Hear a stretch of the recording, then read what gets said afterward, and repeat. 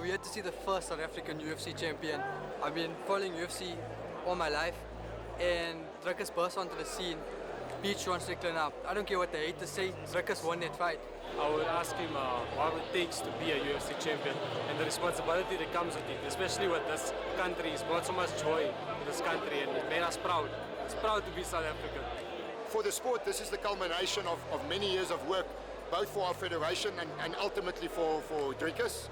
It's amazing. I mean, the sport has been elevated from where we were, almost like a fledgling sport. And if you look at the support that was here today, it's now a mainstream sport, for sure.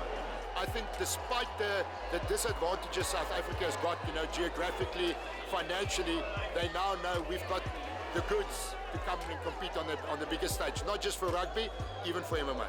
We have a new world champion. His name is Dricus du Plessis. Can we have a round of applause for our new world?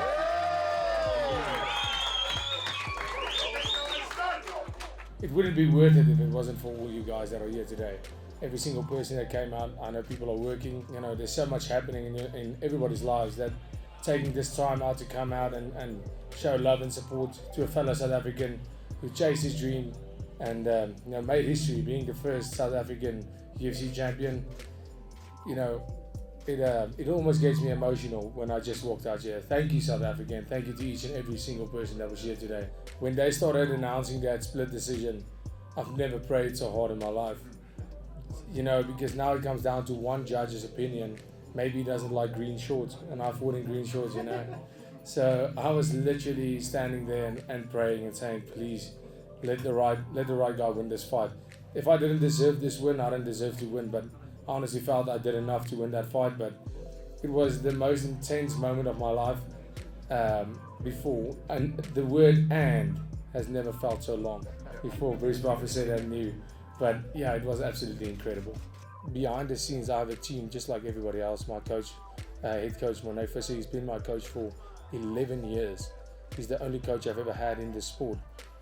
And my teammates, we have teammates that's going to be going to the UFC very, very soon. Especially now that we have somebody that's proven to the world that we in South Africa have the abilities, we have the coaches, we have the teams, and we have the fighters to compete with the best in the world. And not only compete, but win. And this opens the gates, this opens the stream for so many young fighters to go to the UFC, to get signed to the UFC, because it's really hard to get signed to the UFC, especially if you are from a country that's not really recognized as a big fight country. All these guys that they don't get the limelight, they don't get any of that, but they put in the work just as much as I do every single day. And just like all the fans, without them there wouldn't be a sport at all.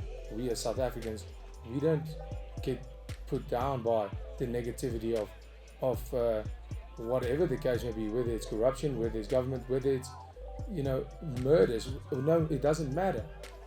We focus on the good things, and we rise above all of these things as South Africa. Because look outside, look at the amount of people that are here. Look at South Africa uniting. Look at the Springboks uniting South Africa. Look at Bafana uniting South Africa. Look at the Proteas doing that, and look at me as one person with a brand new sport in South Africa. And that is what makes us so special, and that is what makes this the greatest country in the world.